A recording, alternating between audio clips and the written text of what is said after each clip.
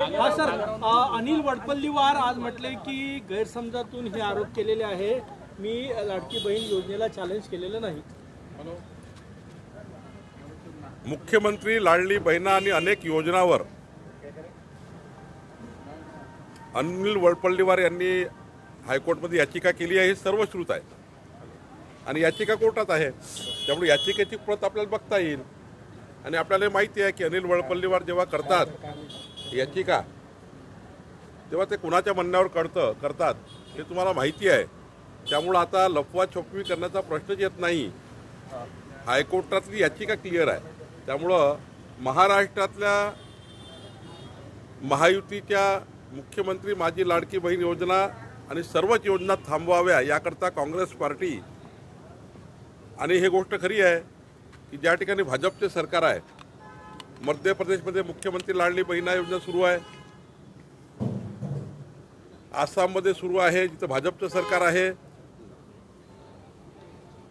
ज्या ठिकाणी छत्तीसगडमध्ये भाजपचं सरकार आहे सुरू आहे, पण काँग्रेस पार्टीने तेलंगणामध्ये बंद केली मुख्यमंत्री लाडली बहीण योजना, तिकडे कर्नाटकमध्ये केली बंद, काँग्रेस पार्टीने हिमाचल प्रदेशमध्ये बंद केली।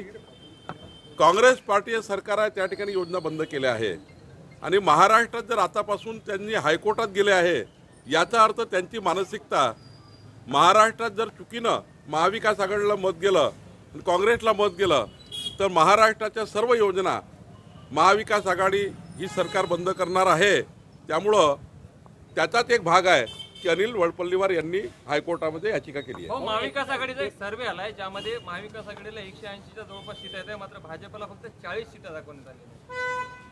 कशावरनं सर्वे केला त्यांनी सांगितलं, मला महाराष्ट्राला सांगितलं। म्हणजे आता बघा, छत्रपती शिवरायांच्या पुतळ्याची जी घटना घडली सिंधुदुर्गमधली त्यांच्या आधारावर सर्वे करतात आहे। म्हणजे बघा किती नालायक मानसिकतेमध्ये गेले आहेत की छत्रपती शिवराय आराध्य दैवतांचा घटनेच्या आधारावर सर्वे करतात की किती महाविकास आघाडी पुढं किती महायुती मागे। याचा अर्थ मानसिकता बघा यांची मानसिकता ही छत्रपती शिवाजी महाराजांची प्रेरणास्त्रोताची नाही आहे। यांची मानसिकता ही इतकी खालावली आहे की राजकारणाकरता आता छत्रपती शिवाजी महाराजांच्या जे पुतळा पडण्याची दुर्घटना झाली त्याचा आधार घेत आहे। एकनाथ खडसे म्हटले की माझा प्रवेश जो आहे थांबला गेलेला आहे, जर निर्णय झाला नाही तर मी माझ्या जुन्याच पक्षासोबत कारखान्याच्या वाट पाहणार नाही, तुतारी हातात नाही। एकनाथजी काय बोलले मला माहिती नाही, त्यांचा वाढदिवस आहे, त्यांना खूप खूप शुभेच्छा। त्यांना उदंड आयुष्य लाभो, त्यांचं जीवन मंगलमय राहो। पण त्यांनी जे भूमिका घेतली आहे या लोकसभेमध्ये आमच्या रक्षाताई खडसे यांना निवडून आणण्याकरता त्यांनी आमच्या पक्षाला महायुतीला मदत केली आहे आणि ती मदत पुढच्या काळातही खडसे साहेब पुढे करतील आणि ते आमच्यासोबत राहतील असा मला विश्वास आहे। मालवणच्या घटनेला धरून संजय राऊतांनी देवेंद्र फडणवीसांवर टीका केली आहे की ते पेशवाईचे उत्तराधिकारी अशा शब्दात। देवेंद्रजीचं नाव घेतल्याशिवाय काही लोकांना झोप लागत नाही, त्यामध्ये संजय राऊत आहे। आमच्या वाटेला जायचं नाही, नाहीतर मी किड्या मुंगेसारखा मारून टाकेन असं वादग्रस्त वक्तव्य सकल हिंदू समाजाच्या मोर्चामध्ये नितेश राणे यांनी केलं। नाही, नितेश राणे हे कुठल्या आधारावर बोलले आणि कुणाबद्दल बोलले, काही त्याला संदर्भ असतील, असे जनरल कुणाशी बोलले नाही आहे। काही या ठिकाणी अराजकता पसरवणारे काही लोक असतात, त्याची काही घटनेचा नोंद घेऊन बोलले असतील। एकनाथ खडसे शरद पवारांच्या राष्ट्रवादीमध्ये पुन्हा सक्रिय होणार असते। मला वाटतं खडसे साहेब हे भारतीय जनता पार्टीमध्ये 35-40 वर्ष त्यांनी काम केलं आहे। आता लोकसभेमध्ये त्यांनी भाजपाच्या उमेदवाराकरता काम केलं आहे। लवकरच आम्ही त्या ठिकाणी पुढचा निर्णय करू, पण खडसे साहेब हे भारतीय जनता पार्टी सोबतच राहतील असं वाटतं। जूते मारो आंदोलन हुआ, उसमें उद्धव ठाकरे ने एकनाथ शिंदे को जूते मारते हुए दिखा, वीडियो वायरल हो रहा है, क्या? वीडियो नहीं वायरल हुआ, उन्होंने उनके बैनर को एकनाथ शिंदे जी का जो फोटो है बैनर लगाकर जूते मारे, अपने हाथ में चप्पल लेके उद्धव ठाकरे जी ने ये करामत की। मुझे दया आती है, उद्धव ठाकरे दिल्ली जाते हैं, 2 दिन राहुल गांधी के साथ रहते हैं और मुख्यमंत्री बनने की भीख मांगते हैं। उद्धव ठाकरे शरद पवार जी क्या जाते हैं बार बार और मुझे मुख्यमंत्री बनाओ करके उनके हाथ पांव जोड़ते हैं। उनका एक प्रवक्ता दिन भर बोलता है कि मुख्यमंत्री का चेहरा उद्धव ठाकरे चाहिए, उसके ऊपर चुनाव नहीं हो सकता। ये उनका चेला चपाटा बोलते हैं। अब मुझे बताइए, ये स्थिति उद्धव ठाकरे की कर दी है कि उनको मुख्यमंत्री के लिए हाथ जोड़ना पड़ रहा है। ये हालत मुख्यमंत्री की जब एक बार इस प्रकार से हालत हो जाती है उद्धव ठाकरे की, जो उद्धव ठाकरे जी मातोश्री में बैठकर हमारी सरकार के समय देवेंद्र जी को जो विकास का काम या जो भी सरकार में चाहिए वो करवा लेते थे, आज उनकी हालत ऐसी है, उनको हाथ पांव जोड़ने पड़ रहे हैं।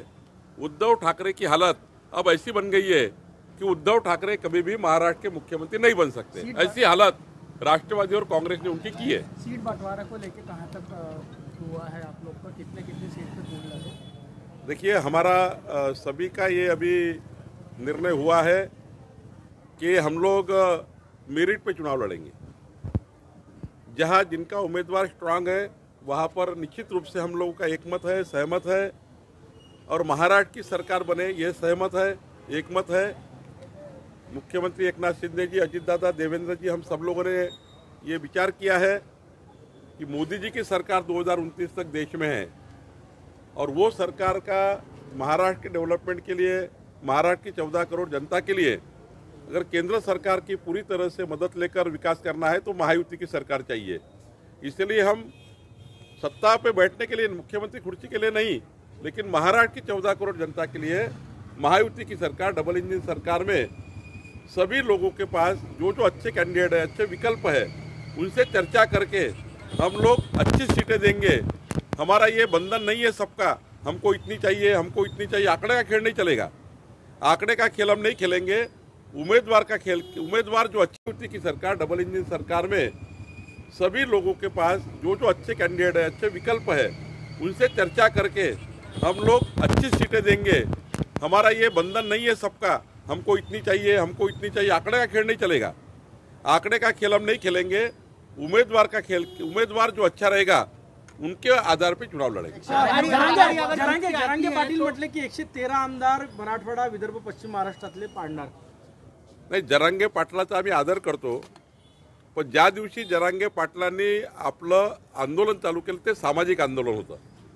सामाजिक आंदोलनाला मराठा समाजाचा पूर्ण पाठबळ होतं, आमचं पाठबळ होतं, ओबीसीचं पाठबळ होतं. ओबीसीच्या आरक्षणाला धक्का न लावता जे जे काही द्यायचं असेल ते मराठा समाजाला दिलं पाहिजे अशी आमची भूमिका होती आणि आहे. पण जरांगे पाटील सकाळपासून संध्याकाळपर्यंत देवेंद्र फडणवीस काही संबंध नसताना फडणवीसांना रोज टार्गेट करतात. या राज्याचे मुख्यमंत्री एकनाथ शिंदे आहेत, या राज्यात अजितदादा उपमुख्यमंत्री आहे. या शरद पवारांनी 40 वर्ष सरकार चालवली, त्यांचं नाव घेत नाही. खरं तर मराठा समाजावर जो जास्त अन्याय झाला तो शरद पवार साहेबांच्या काळात झाला. उद्धव ठाकरेच्या काळामध्ये मराठा आरक्षण केलं आणि मग त्यांना न बोलता कधी उद्धव ठाकरेचं नाव जरांगे घेत नाही, कधी शरद पवारचं नाव जरांगे घेत नाही, कधी अजितदादाचं नाही, कुणाचं नाही नाव घेत. पण मला असं वाटतं देवेंद्र फडणवीसांचं नाव घेऊन त्यांनी आपली जे मूळ सामाजिक आंदोलनाची भूमिका आहे त्यातून त्यांनी बदल केला आहे. सामाजिक आंदोलन हे सामाजिक असलं पाहिजे, त्यामुळे पॉलिटिकल इश्यू करू नये. जरांगे पाटील ज्या मराठा आरक्षणाकरता लढतायत ते सामाजिक आंदोलन आहे, महाराष्ट्रात त्यांना समर्थन आहे. पण या पद्धतीने ते पॉलिटिकल बोलायला लागले आहेत. 113 पाडू, याला पाडू, गिरीश महाजनला पाडू, याला पाडू, त्याला पाडू. मला वाटतं आता ते राजकीय होत चाललं आहे. सामाजिक आंदोलन की राजकीय आंदोलन हा मात्र आता स्मेल यायला लागला आहे, तो आता बघावा लागेल. निवडणुकांसोबत माझी दुश्मनी नाही, मात्र ते आरक्षणासंदर्भात त्यांच्या आमदारांना बोलू देत नाही असा आरोप त्यांनी केला. असं आहे, आमचे देवेंद्र फडणवीसजी यांनी मराठा आरक्षणाकरता काय काय केलं पाहिजे, सर्व मराठा समाजाचे आमदार, ओबीसीचे आमदार सर्वांच्या बैठका घेऊन मराठा समाजाला कसा न्याय देता येईल याकरता पूर्ण ओबीसी मराठ्याचं पाठबळ हे माननीय देवेंद्रजींनी मराठा आरक्षणाकरता उभं केलं.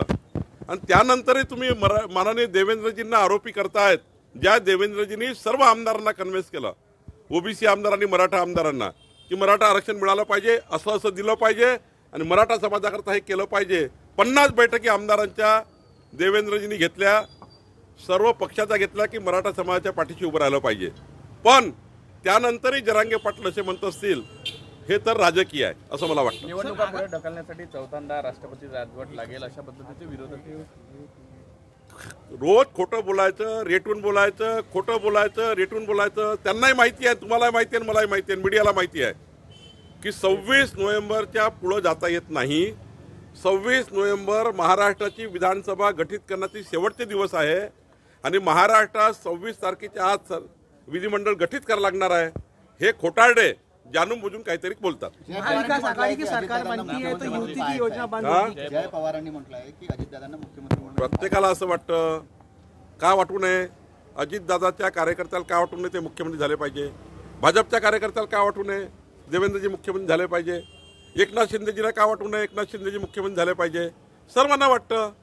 पण शेवटी जे या महाराष्ट्राच्या भल्याकरता 14 कोटी जनतेच्या भल्याकरता आमचं केंद्रीय नेतृत्व ठरवेल, आमचे सर्व नेते बसतील आणि मुख्यमंत्री पदाकरता आमची लढाई नाही आहे. ते उद्धव ठाकरे लढताय लढाई, आम्ही लढत नाही आहे. उद्धव ठाकरे मुख्यमंत्री पदाची लढाई लढतायत. भाजप एकनाथ शिंदे अजितदादा मुख्यमंत्री पदाची लढाई लढत नाही आहे. ते महाराष्ट्राच्या 14 कोटी जनतेच्या विकासाची लढाई लढत आहे आणि त्यामुळं पुढचा काळ असाच असणार आहे. महाविकास आघाडीमध्ये मुख्यमंत्री पदाची लढाई होणार आहे आणि महायुतीमध्ये विकासाकरता काम होणार आहे. महाविकास आघाड़ी की सरकार बनती है तो युति की जितनी भी योजना है वो बंद हो जाएगी, ऐसा? 100%. अगर महाविकास आघाड़ी की सरकार बनती है तो जिस प्रकार से कर्नाटक में मुख्यमंत्री लाडली बहना योजना बंद कर दी, जहां पर तेलंगाना में कांग्रेस ने बंद कर दी, जहां पर कांग्रेस ने हिमाचल प्रदेश में सारी योजनाएं बंद कर दी.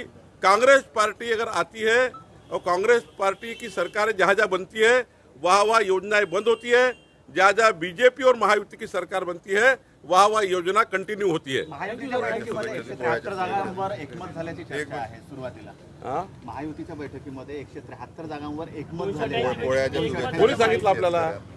चर्चा आहे. नाही, काही चर्चा नाही अशी. आम्ही सांगितलं की ज्या ठिकाणी ज्यांचे उमेदवार स्ट्रॉंग आहे किंवा ज्यांच्याकडे उमेदवार आहे तिथे आम्ही सर्व एक पाऊल मागे येऊ असं बोलणं झालं. राहिला प्रश्न, आज मी आपल्या माध्यमातून महाराष्ट्राच्या शेतकरी शेतमजूर बांधवांना बैलपोळ्याच्या आणि आपली संस्कृती परंपरा हा पोळा सण आपल्या शेतकऱ्याचा हा सण आहे. मी आपल्या माध्यमातून महाराष्ट्राच्या शेतकरी बांधवांना खूप खूप शुभेच्छा देतो. देवेंद्र फडणवीस यांना वेगळा विदर्भ करत आहे अशी टीका संजय राऊत यांनी केली. संजय राऊतावर नितेश राणे बोलतील.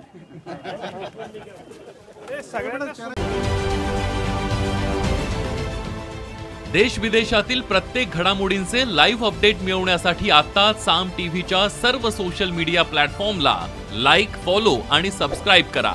तसंच सर्व नोटिफिकेशनसाठी बेल आयकॉन प्रेस करायला विसरू नका.